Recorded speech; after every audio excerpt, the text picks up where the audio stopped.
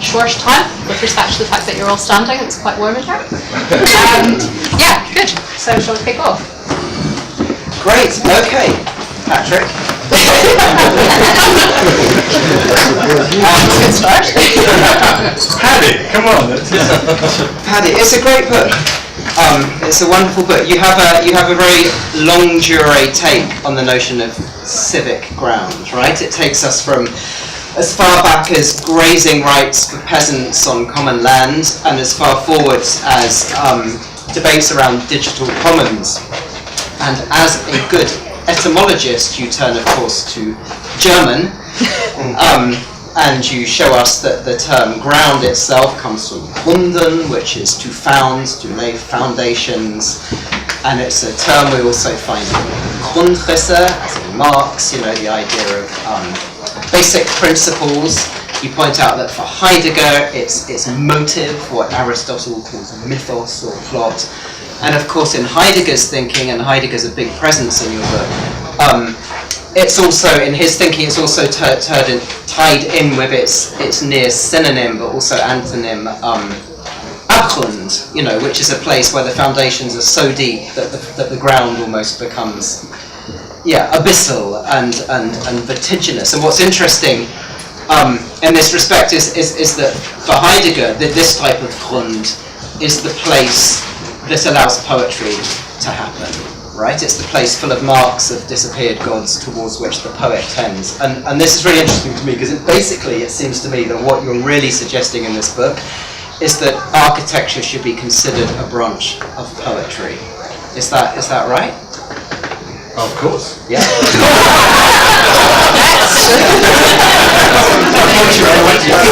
Poetics.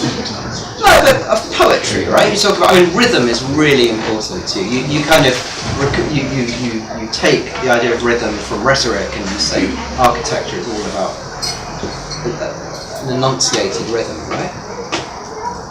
It's actually older than that. This is the interesting thing.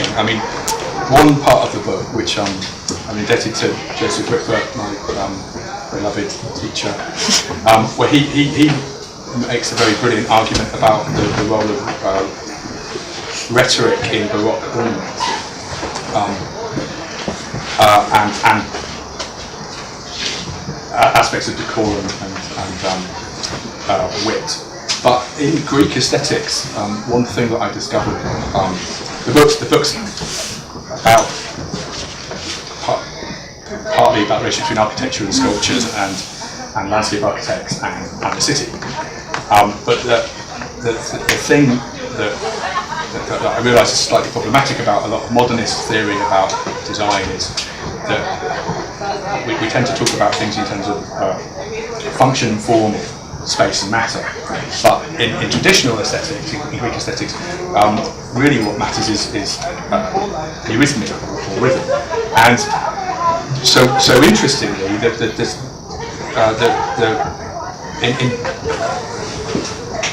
Aristotle's Poetics and Plato's understandings of writings about spatiality or chora, that there's this notion that what really matters is the pause between things. So in dance theory, it's the bit where the body is still that the pattern becomes revealed, and so the relationship between the body and poetic meter and the foot is this thing that then is used to describe architecture as something which is eurythmic because it's measured typically by the body. Things are weighed and sold. So the transformation from the base matter or earth or pieces to this stuff is carried out economically, it's carried out in terms of trade, so it measures land, it measures societal relationships, and ultimately it's a form of poetics as craft. Yeah. So there's this kind of deep relationship between making and invisible things, and so of which poetry and dance are just various manifestations and articulations of. But really the book ultimately is about the relationship between embodiment and articulation. So it's about the relationship between things and matter and meaning and and ultimately architecture is this thing which is silent, but how does it become communicative? How does it become culture? And how does it, as not just a singular event, but a series of things. I think at one point I talk about the centuries of thought that have gone into a city like Cologne. Now, how does that become something which we share, which is civic, and it is oriented towards philosophical notions like the good life, and the ethical structure of our relationships to the earth, which is ecology is ecos, homestead, place, architecture, the natural world. All these things I think are very pertinent to us today, because we tend to have got ourselves in a situation where we think that poetics is subjectivity and that architecture is a branch of that, and that it's not part of civic society. Everybody is working in civic society, social geographers, anthropologists, political theorists, because one effect of the digital, is people like Donald Trump, property developer, becoming leader of the free world, and they seem that they don't have necessarily a deep understanding of the way in which the Victorians, or certainly people in the Renaissance, understood the relationship between wealth and justice in the city. And partly architects are responsible for this, because we think that we're fine artists directly, which so partly what the book does is it unpacks art's relationship to the natural world, to second nature, in Alberti's formulation of I think the civic basis of architecture. I like the way that. Okay, so sometimes you look at you take case studies of cities with thousands of years of thinking, as you put it, behind them, but then you also look like someone like Foucault or Agamben. You're quite interested in the camp as a model, pop-up model. I mean, the Roman camp, which you see as not a kind of practical military thing, but rather as something that kind of enacts deep rhythms, cosmic and social and so on. And then you look at the refugee camp at the jungle in Calais, Palestinian camps, and you see these again just not being aleatory and haphazard at all, but actually as being quite deeply rooted, even if they're only a month old. And that's one of the problems of modern thinking, he says, sounding like the biggest is that we tend to think about art as something which is useless post-Kant, and of reason as something which is practical. But it's Joseph Ripper again, my great hero, counters what part of the research of the book involved me interviewing Joseph at the Biennale in 2012. I asked him, why did you write Civic Ground? Sorry. Why did you write The Idea of the Town? I mean, this is a kind of... And then the exhibition was called Common Ground, which is Kieran Long and David Chiffley's version of it. And I thought that Common Ground didn't really work as an exhibition, because people like Zaha Hadid and Peter Eisman, who were invited to participate, didn't really collaborate and participate particularly well. And that's because I think the basis for discussions have kind of gone. So I'm having a long way around to try and answer the question, or the statement. So we got the situation where aesthetics is kind of divorced from practical life and from ethics, but of course architecture can't be, because we have a commission, and within that, etymology is missile, and it's always directed thought. Whilst there's this paradox that it's a kind of structure and technique, it's also chance, and so it doesn't really fit into modern aesthetic or philosophical categories. It's this anomaly. An architect is somebody who's both an artist and a professional and a business person. Has a degree of scientific knowledge, at least appreciation of physics. So in many ways, the book's a sort of practicing architect's attempt to try to understand the role of the architect in the situation that we're operating in, and to appreciate the sometimes kind of clashes and conflicts that occur, where clients just expect you to act like an idiot. They just expect you to be an idiot savant and not to be interested in politics. And increasingly we get into the situation where you're either a design architect who has no interest in building the project, and then a second class of architects who are innovative, who who are deemed to have no talent. So you've got this kind of divide between art and aesthetics the unreasonable, and then the practical. And I don't think architecture can be defined in that way. But also, similarly, I don't think any human activity can be. So a lot of the book is about the problem of practical reason in modern society, which is how our bodily knowledge and haptic knowledge and physical knowledge, and particularly in my field, and how physical architecture results from physical work, and how chance kind of occurs when you are not just trying to theorise something in the modern sense of trying to invent a system that will enable you to achieve the same result all the time, but how you are actually, in the original meaning of theory, participating in the world. And it's really interesting that football keeps popping up. I mean, there's a lot of football, and you quote Dalibor Vesely's notion of, the playing field of architecture, right? Because architectural space reveals the primary character of spatiality to lie in movement, and you cite Andrew Mitchell making this link between sculpture and sport, and how sculpture leader almost became a professional footballer. He was a professional footballer. There you go. And dance as well. I mean, Adolf Appia. Yeah. Staircases, lots of staircases. The idea of Orpheus descending in the stage set, and then do you talk about Duchamp, or maybe I was just thinking about Duchamp. The idea of descending a staircase is a kind of it's a big leitmotif in your book. And Vesely talks about that again. The staircase is a field of relationships, he says, which is why he talks about Duchamp. But one of the consequences of the division of art into something which is useless and subjective and personal and other spheres of the world seemingly being rational, although we know that if you've ever worked with a creative engineer, that intuition and history of ideas play a very great part. It's this idea that somehow things cannot have meaning, but I don't think that's possible for the human species. The great kind of contribution that I think students of Heidegger have made to 20th century philosophy, probably perhaps more pertinent to our field than Heidegger, is Gadamer's emphasis on play as the basis of all human activities.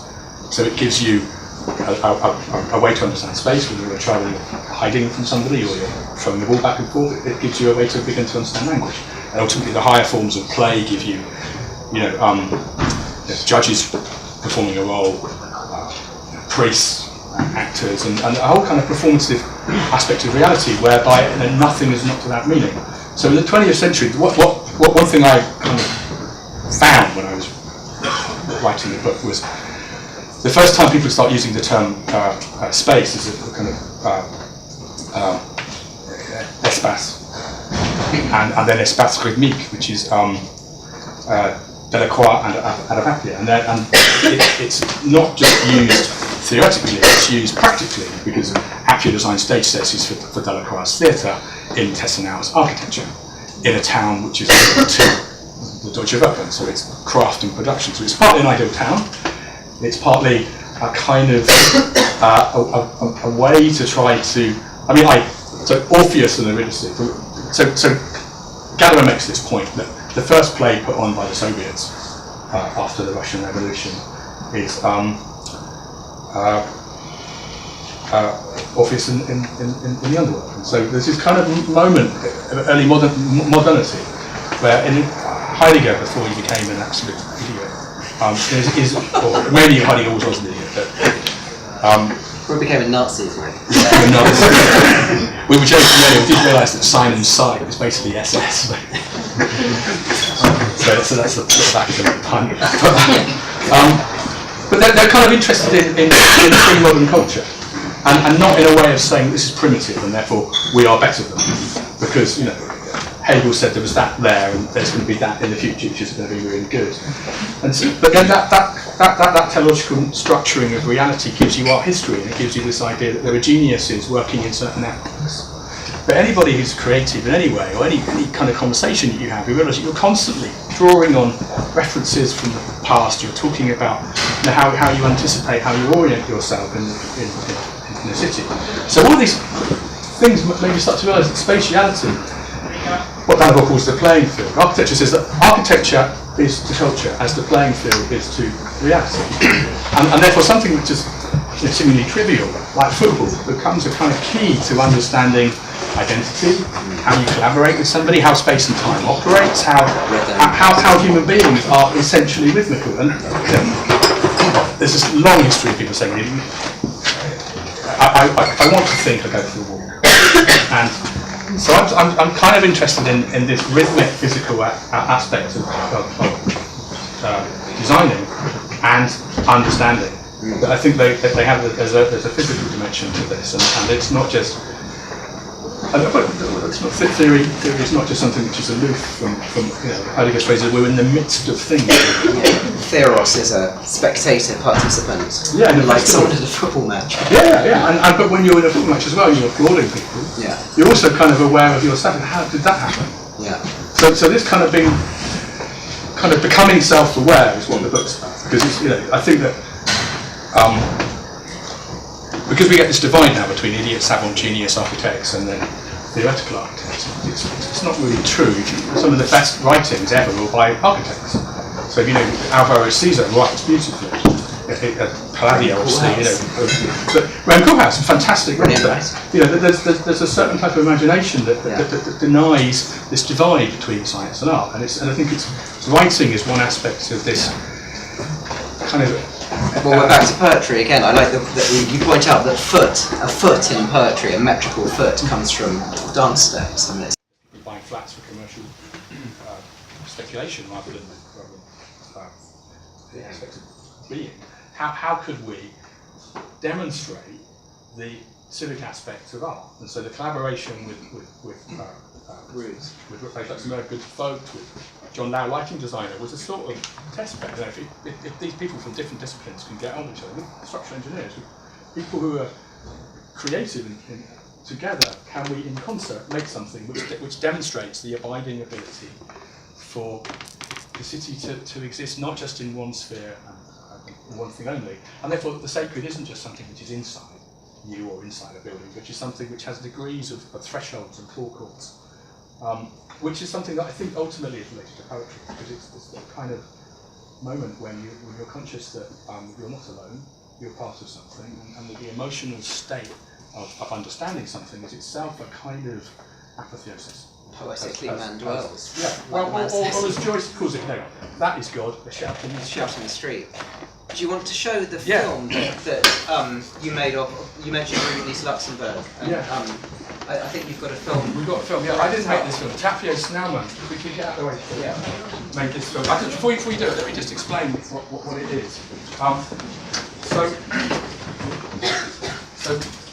Our client and the town hall, the planning department, who are next door to our site, realised that when we had demolished a building which had abutted the town hall, we were going to reveal an 8 metre tall, 30 metre long gash of wall.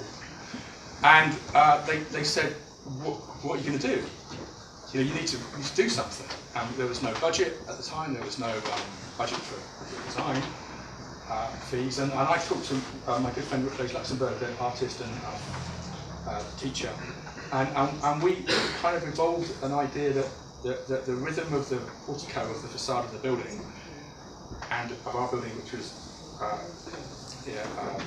imitating it in a mimetic fashion, not copying it, might give us a key to how we might think about providing this very tall, very new concrete building with some articulation, how we might ground it.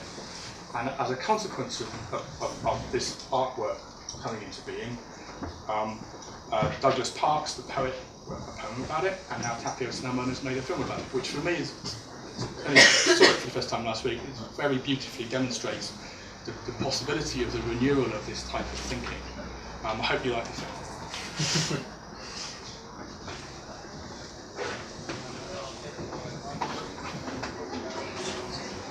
All along, mainly almost nothing, except suspicion and hope, sense and awareness, need and desire,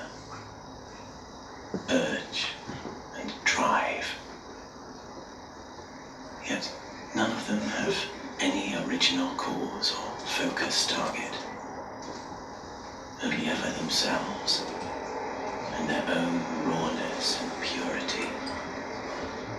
Always self-sustaining and persistent force.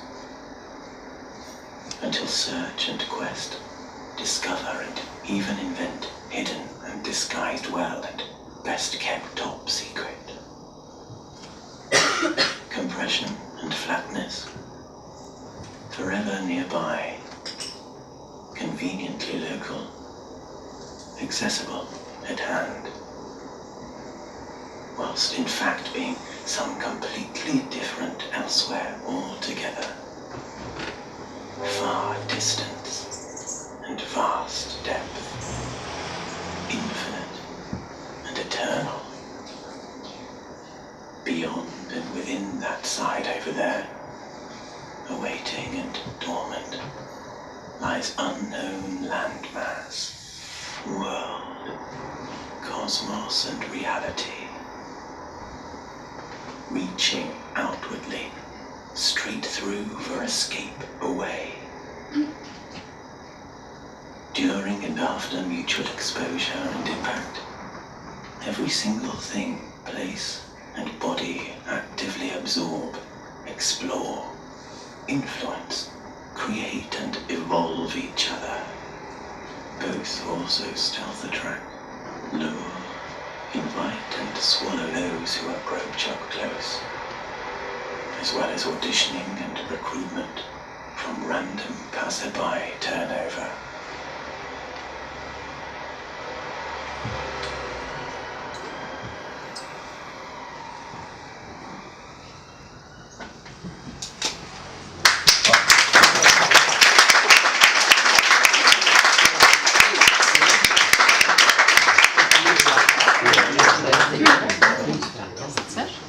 Thank you, guys. Thank you very much. Thank you all. Does anybody want to ask a question? Yeah, Ryan. You talked quite a lot and rather convincingly about the generative impulse that you get from public interactions in space, whether it's a football ground or a football game or another. So that the origination of space was already indicated. However, I'm not quite sure how that leads you to a tectonic realization in the ambient substance that you're building. I mean, I think this is a very modernist problem ever since people like Ampere and in the late 19th century people like Schmazov, who suddenly said it's not the building which is important, it's the space. Yeah, I mean that's sort of really where we are at. And so talk about materialities, you know, in architecture it's a useful term. Thank you, but it's also I think problematic because it it's yet more materialism. For me, the key to this is to think of it in terms of thesis or nature. So a lot of the book is about the transformation in Alberti's writing from natura naturata to natura naturans. So the idea of the second nature, the artistic imagination translates base matter into something which is communicative. Like ornamental is, I think, the key to all of this. But my personal understanding as an architect is actually it's about the role of the natural world in what we do. Now that's a compulsion that we cannot avoid because of the full sustainability now, which I think is another way of thinking about nature. But of course, nature is not something which exists without human interaction via language. So tectonics is not something which is just skill or rational thinking. It's not just physics. It's something which is interpretative, cultural, and that kind of is the mystery of this thing. The book that deals with that is Mimesis, which is the book about the work and the practice. If you don't mind me sidestepping that one, and let the ball go in the net. Anyway, this book is not so much about tectonics as rhythm, because rhythm is this thing that isn't just void, i.e. space or matter. It's something that exists. Corbusier was getting close to it in his drawings of diurnal rhythm. He gets very close to it in the Tower of the Winds. The mill owners, very actually pretty stupid idea of trying to use water as a way to insulate the building. Putting a swimming pool on the roof is not a very good tectonic idea, but there is an idea within that building about the relationship between water, weaving, so a kind of poetic elaboration on the role of the natural world in ecology, human artifacts, trade, business, to the effect that he even gets carpets woven to hang in the building. My problem with that, though, is that Corbusier is suddenly going, you don't need artists anymore, you can be a sculptor. And where that gets us to quite quickly is the architect as a kind of self-originator and not very good cities, I would say, quite quickly, because the collaborative role of the arts and the relationship between this kind of multi-layered, multi-laminated experience of reality is kind of what I'm offering up. Put quite simply, I just thought, it occurred to me that when you look at the fad for ornament in modern architecture over the past decade or so, what they were really looking at was Owen Jones, so they're looking at this kind of mass-produced pattern. And there's certain things architects can't do, that artists can do much better. So you kind of offer up the ultimate articulation of something to them, and therefore the role of architecture as a kind of support or background or civic ground becomes much clearer. Now, how that becomes organised tectonically partly has to do with solar orientation, which is I'm very interested in trying to find an ecological aesthetic which isn't just celebrating man's ingenuity, but it has to do with shadows, the chromatic effect of time, a kind of thickening of atmosphere. But hopefully the artwork, the film, the artwork there shows these kind of themes coming to resolution. There's another dimension is that the trees the landscape architect shows shed their leaves. Pascal said to me, why are they not silver birches? This is really important for landscape architect that the leaves change colour and drop them. And so that's kind of an amazing point. It's like, yeah, of course, aesthetically you would say, let's make them silver birches because the representational metonymic character is clearer. But it takes somebody who knows more about nature and landscape architect than me to get that. So that's a tectonic decision.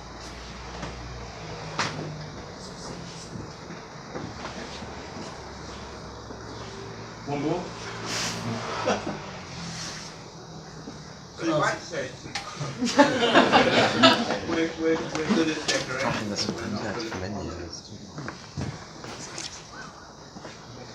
Decoration is occasional, movable. Ornament must be integral and enduring. I like Dalibor for a decor. I think that's really good. It kind of takes in clothing, this stuff, lighting, events. It gives us kind of something in between a mute background and something which is absolutely articulate. He talks about it as the enduring silence of architecture. But it's this paradox, it has to be embodied, but also, but yeah, arguably ornament, decorum, decor, decoration are all just aspects of speech and poetics and human beings' ability to communicate with each other in different settings, to communicate differently. So there's a theatrical aspect to this. I mean, one thing that I always find when you're using it, architects tend to wear the same clothes in every situation. You notice it's quite interesting. So? Some of us don't. Some of us have to dress up for the occasion. For me, this isn't work, that's why I put the trainers on. This is play. But a form of serious play. Good note to end on. Huh? Good note to end on. Yeah. Cheers, everybody. Cheers. Can I say thank you for coming?